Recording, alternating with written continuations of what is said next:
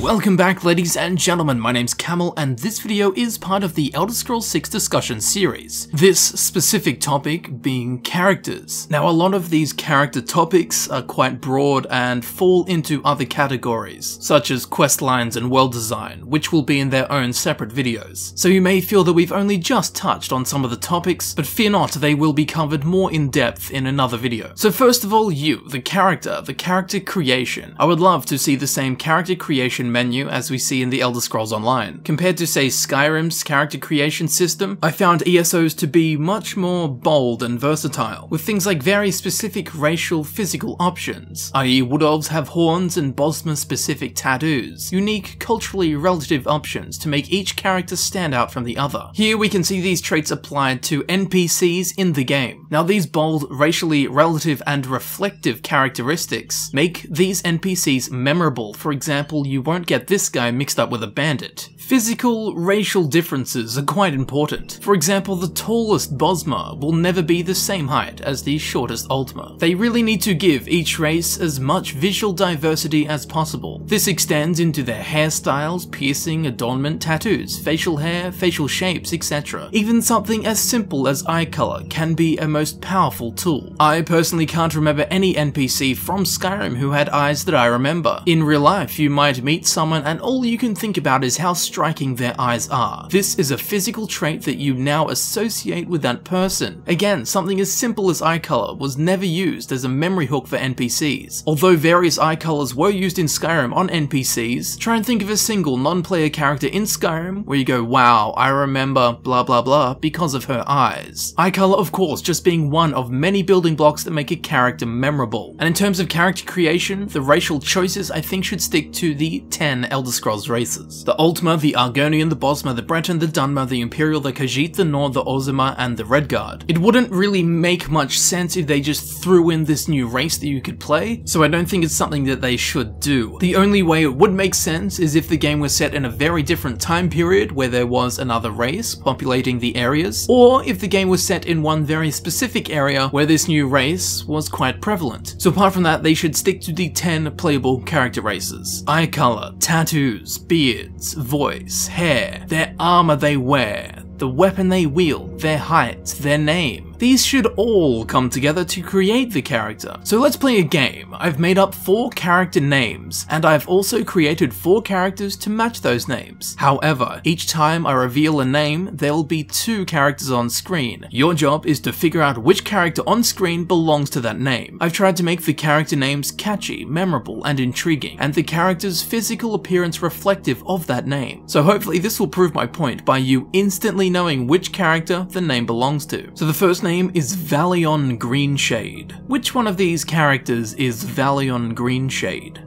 The next name is Penelope Plubbercock. Which one of these lovely ladies is Penelope Plubbercock? One of these 2 is Emuran Ashenhand. Emuran Ashenhand. Who could it be? And finally, one of these 2 women is Paletris Imperius.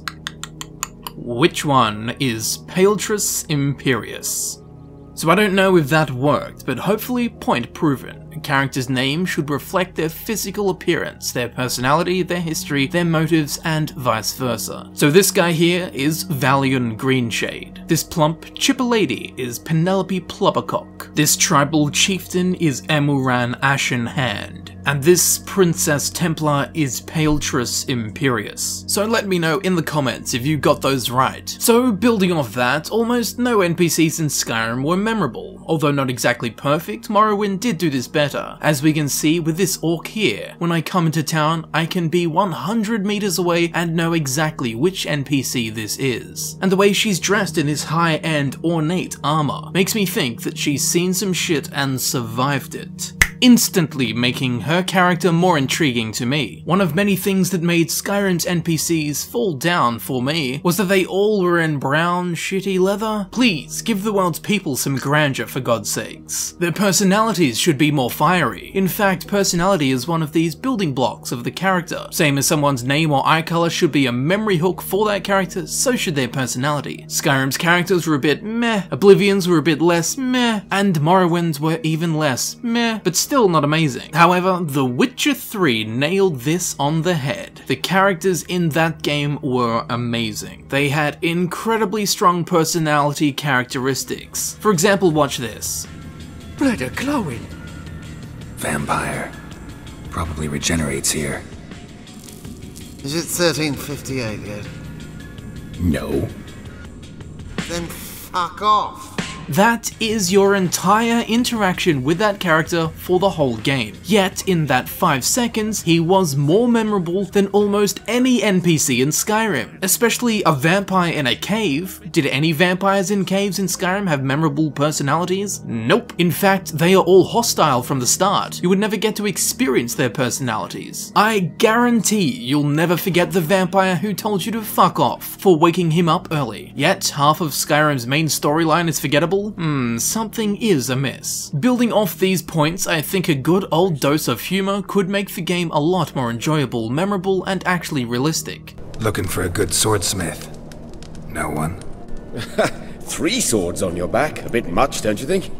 Good one. Just take that ridiculously serious edge off everything and bring you back down to earth, and make you want to continue playing because you actually enjoy interacting with the NPCs. You want to hear what they have to say. I'm quite sure I'm not the only person who in Skyrim just spammed A to skip all of the dialogue so you can get on with the quest. In Witcher 3, you sit through every single line of dialogue because it's well written, it's raunchy, it's funny, and it's incredibly unpredictable, and you have to pay attention or you can really mess stuff up. So Bethesda, please take note of how incredibly well written and realistic the NPCs come across in The Witcher 3. So now let's touch on race variations. As the Elder Scrolls has gone on, there has been less distinguishable and important differences between races. Jumping back to Morrowind or even back to Daggerfall, depending on what class or the way you wanted to play, you really had to think about which race you were going to choose. And although it's nice and lovely that you can be any race and play whoever you want, it just takes all of that specialness away from the races. And granted, in Skyrim, the racial differences weren't completely gone, although they were watered down. For example, in Skyrim, your Nord had a 50% resistance to frost, but in Morrowind, your Nord had a 50% resistant to shock and a 100% resistance to frost. Not that I'm saying to bring back these exact stats, but at the very least, I would like them to at least sustain Skyrim's racial variations and not water them down even more. Now this is interesting. We're going to talk about racism and favoritism, and to the degree I'm going to talk about it, I haven't really seen it in any Elder Scrolls game, and I think they're missing a trick. I don't think any race should be prevented from finishing a quest because of their race. However, racially specific quests would be awesome. Also, if during a quest, depending on your character's race, you could be fast-tracked or be pushed back, i.e. if you are an Argonian and you were doing a quest for an Argonian, she will ask you to collect 5 flowers. But if you are not an Argonian, she will ask you to collect 10. And so if you're playing a Dark Elf, the Argonian quest giver will tell you to get 20 flowers. So racial conflicts will sometimes determine how hard a quest will be for you. This can bleed into other topics such as dialogue options. If you need to get information out of a Red Guard and you too are playing a Red Guard, he will give you the information straight away because he trusts you, because you're a Red Guard. But any other race, you would have to pay him gold or do him a favor. These racial influences and reflections can run into just about all NPC interactions in the game, such as discounts in shops, racially specific partners, getting free beds at inns, special quest lines for your race. These are just some ideas that I'm throwing around that hopefully Bethesda will grasp, as I feel they've missed a trick throughout their last couple of games, by not incorporating and taking advantage of their rich racial varieties. On a physical note, I would like them to bring back the Khajiit and Argonian legs from Morrowind. In Oblivion, Skyrim, and even ESO, the Argonians and Khajiit have humanoid legs, but in Morrowind they had these more animal legs. The downside to this in Morrowind was that the beast races actually couldn't wear boots, so that was a great disadvantage for players who used these races. But I think Bethesda should just quite simply reskin or remodel the boots so they can fit these beast legs. In terms of NPC voices, I don't really have an issue with this. Of course, the more unique voices for unique characters, the better. But the one thing I really want to hear come back is the voice actor for all of the Dunmer from Morrowind. That guy had the perfect voice for Dunmer. Let's not make this official, Outlander.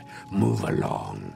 Speaking of voices, I didn't like in Skyrim how you're just walking around town for the first time, and NPCs just fire out these whole sentences as you walk past. Whereas in Morrowind they might say, "We're watching you, scum," under their breath as you walk past them. And it makes you go, what? It's these kind of tiny and subtle details that make you think twice about who's who and what NPCs' motives are and what they think of you. These verbal subtleties add a deep layer to the world and make NPCs feel real. Instead of, say in Skyrim, a stranger giving you information on how to find the best sword in the game, you should have to pry this information out of them, not learn about a godly artifact off a random person who tells you the whole story while you walk past them in the street. NPCs in Morrowind definitely held their secrets closer. Now, Npc Races. I would love to see something special thrown in, like encounters with some very rare Elder Scrolls races. In Morrowind, we met the last Dwemer. In Skyrim, we get to meet 2 of the last Snow Elves. Again, building off what I said earlier about the 10 playable character races, unless we travel to a specific area where a new race is a main part of the population, I don't want to see new races added as if nothing happened. But having that infrequent encounter with an NPC belonging to a race you didn't expect to see or have never seen before. There are many races that we have never seen or seen very little of, yet still live on Tamriel and Nirn. And again, depending on what time period the game is set in, we could experience some of the previously extinct races. But even in the Elder Scrolls V Skyrim's timeline, there are many races that simply have not been seen for a while. So although most of them are thought to be extinct, there is still no evidence either way. After all, we thought the Snow Elves were extinct until the Dawnguard expansion. Now this area of conversation is where Bethesda really needs to step up. There's no excuses this time. We need more NPCs. Way more NPCs. Now this area of topic very heavily bleeds into a completely different video which will be about world design and city sizes. But what's a city size mean if it doesn't have the NPC population to reflect its size? So, Skyrim cities and towns, the population was crap. And although this was mostly due to the city sizes being crap as well, let's remember that Whiterun is the trading hub of all of Skyrim. All resources that come into Skyrim mostly come through Whiterun. This is the center city, the heart of Skyrim's resources that bleed out into its further reaches, and bear witness to its extravagant, bustling marketplace. Ew, is this the most underwhelming thing you have ever seen? This city looks like it gets less action than a virgin. Ghost towns. Where are the bustling people? The streets should be packed. It should take us hours to wrap our heads around the vast labyrinth of streets. Be overwhelmed by the bustling city life. Get lost in alleyways and find tiny shops and grand treasures hidden within the very bone structures of the city. But you can walk through here once and know where everything is, and know that there's nothing special. And people might argue, there's a war going on. Trade's a bit slow. If there's a war going on, the city should be packed with refugees. The level of grandeur is lacking in ways that I cannot even fathom. All of Skyrim's cities and towns feel so empty. So Solitude has a population of about 57 unique NPCs. Don't forget, Solitude is the capital city of Skyrim. Capital city, 57 people? What? Again, an absolute ghost town. Where is everybody? This should be like Edinburgh. It should be jam-packed. Every alleyway and back staircase and lane should be bustling with life and activity. Whereas in Morrowind, the capital city of Vivec holds about 300 unique NPCs. Skyrim's grand capital city of Solitude holds 20% of the population that Morrowind's Vivec does. I thought these engines were meant to be getting better, not worse. And even Morrowind's Vivec looks like an absolute joke compared to The Witcher 3. The Witcher 3 Novigrad. Now, Novigrad is the most mind-blowing city in any game I have ever experienced, especially when the entire game is mostly based not in this city. The size of Novigrad is mental, and with that mental size, there are not any back alleys, stairways, lanes, anything that are unpopulated. There is life bustling and teeming everywhere. It feels like a city. The people in it make it feel like a city. It's absolutely mind-blowing and so refreshing to see what we've all been wanting for so long. CD Projekt Red set the bar so high. Not only did they take NPC population to a new level, they took it to 10 new levels. Incredibly impressive and something I need to see in the Elder Scrolls. Even this place here, this is a manor, this is a residence, this is someone's house, this is their land. This isn't a city or a town, this is someone's house, their property. And it's got a bigger population than half of Skyrim's cities. What is going on? And although most of them have no purpose in terms of interaction, it makes the place feel real. It makes it feel like there's real people with a real population. There isn't just one NPC living in the big house by himself. There's people tending to the horses, taking care of animals. There are guards. There are people simply enjoying the beautiful sights of the courtyard. It makes you feel like you're in a real world, in a real place. It makes the game so much more immersive. So Bethesda, bring it on, baby. Give us the population. Fill in the beautiful world that you have created. Now, I don't quite know how to implement this next topic, but it is an idea that I think should be thrown around. Uniquely named NPCs. Which NPCs?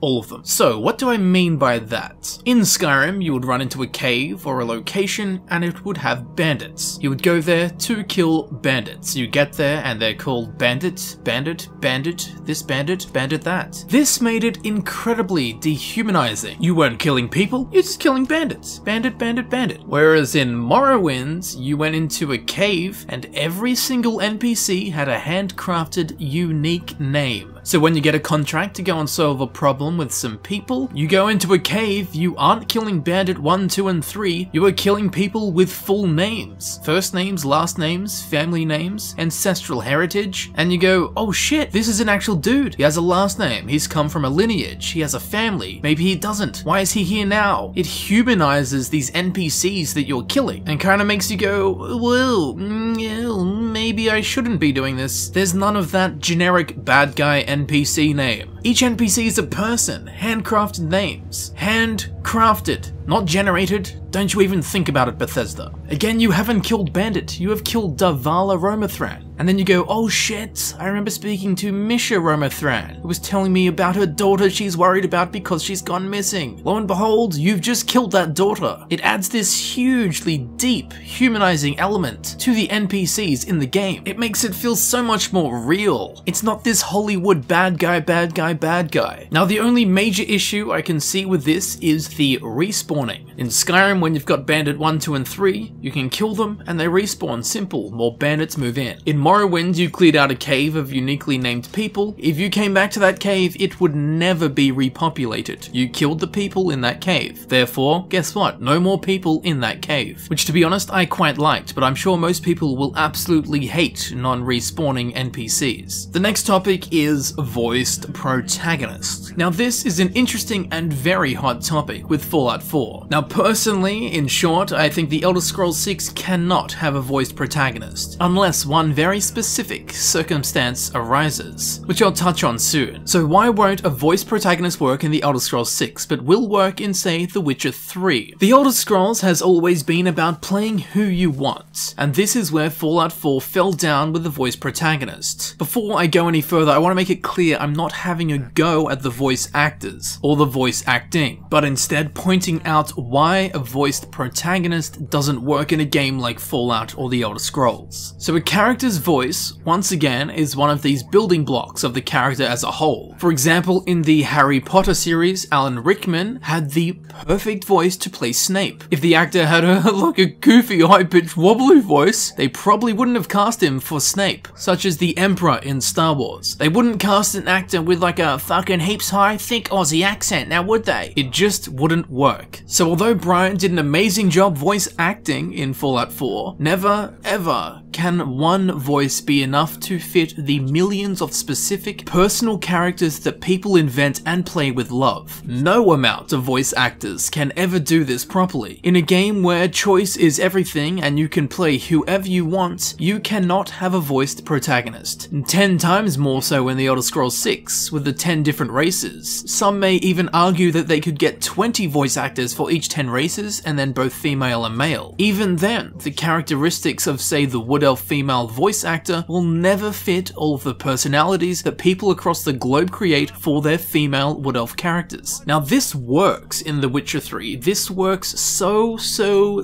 well in The Witcher 3. Firstly, I think the writing of dialogue is much stronger and much more well written. Secondly, no matter how many copies of the game sell, no matter how many people from all corners of the globe play The Witcher 3, each and every single one of them will be playing the same character, Geralt of Rivia. Because this insane infinite player character variable is not present, the writers can write truly amazing dialogue that fits Geralt perfectly. Lines, quips, witticisms, reflections that are all so personally specific to Geralt, to his history and characteristics, where he comes from, who he is as a person, is completely reflected in his dialogue. It truly is amazing. That is why a voiced protagonist works for The Witcher 3 and will never work for a Bethesda game, as long as play who you want is still implemented as a main focus and selling point. A little closer to home, the Elder Scrolls adventure Redguard was based around one player character, Cyrus. Because he was the only character the player could play, much like The Witcher 3, specific musings and personality-specific dialogue was written for this character, making the concept and mechanic of a voice protagonist shine. If they re-implemented only one playable, pre-built character for the Elder Scrolls 6, then yes, a voice protagonist has the option of working. I, however, do not think they will ever implement this single-player character into an Elder Scrolls game, unless it is an offshoot, such as an Elder Scrolls adventure. The player's mind will always be stronger and more relevant than a voiced protagonist in the Elder Scrolls 6. Again, in Fallout 4, what if my character was an evil psychopath that cackled and spoke like the Joker from the Batman series? Unfortunately, as incredible as he is, Brian's voice isn't my character's voice, and suddenly the immersion is blown away. Play who you want to play as is gone. I mean, if they can find a way to make it work, by all means I hope they do, but I have seen no evidence that it could work, and actually have only seen evidence that reveals it doesn't work. So once again, in short, no voice protagonist in the Elder Scrolls 6. So just as a quick recap, character creation, I would like to see the same system as the Elder Scrolls Online. I would like to see more variables within the playable races, mostly physically but also with attributes and stats. I really want to see them go beyond what they've done before and make NPCs in-game quite bold and memorable, taking advantage of everything from eye color to beard to tattoos, piercings, adornment, height, skin color, voices, personalities, the armor they wear, the weapons, all of these tiny building blocks building up these NPCs so that every single person you run into you remember for some reason, so that there's always some memory hook. NPC personalities make them funny, make them witty, make them interesting, make them so at no point do you ever want to skip dialogue to get on with the quest. You want to sit through every single piece of dialogue because it's captured you, just as we saw in The Witcher 3. I would like to see racism and favoritism, special dialogue options, quests becoming faster or longer depending on the quest giver's race and whether they hate your race or not, rare racial interactions, such as running into the Mayama or the Slowed or some kind of very infrequently seen race. The same way we run into the last Dwemer in Morrowind, and the same way we run into the last true Snow Elves or Falmer in the Dawnguard expansion for the Elder Scrolls V Skyrim. NPC population needs to be increased to levels that make Skyrim look like a joke. Of course, Witcher 3 Novigrad and every city and town for that matter feels like there's actual people living there. It feels like a real city with real populations. There's life, there's bustling streets. Definitely need to introduce this, as Solitude and Whiterun, all the cities in Skyrim are jokes. Empty ghost towns. The voice protagonist, don't think it's gonna work. And of course the final topic, which we haven't touched on yet. This last topic is actually going to be in its own video because it's going to have to be age restricted. In that video we will talk about nudity, sexual manipulation, attraction-based misdirection, seduction, and affection. Very interesting and hot topic. Be sure to check out that video, it should be up straight after this one.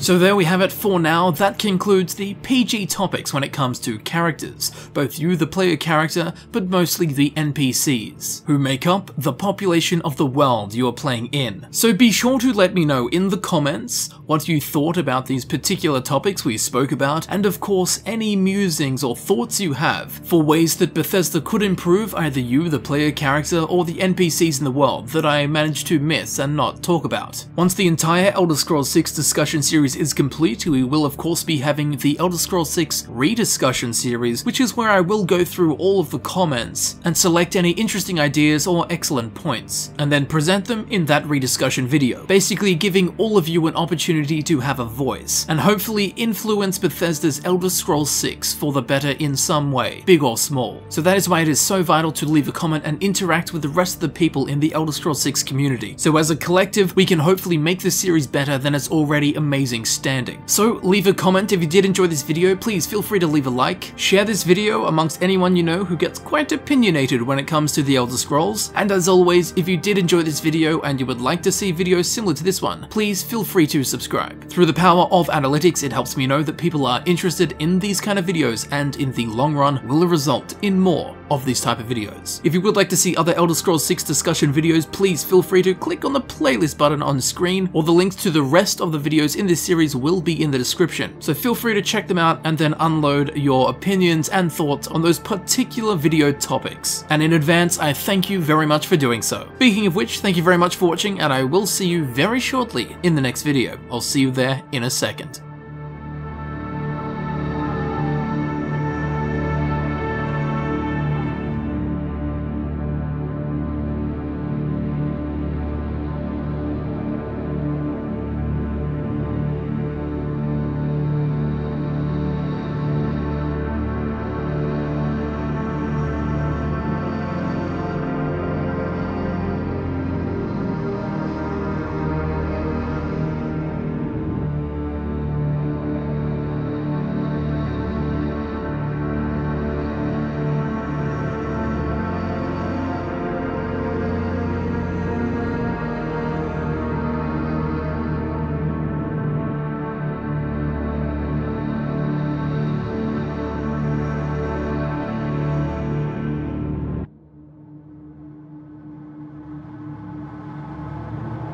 Then fuck off.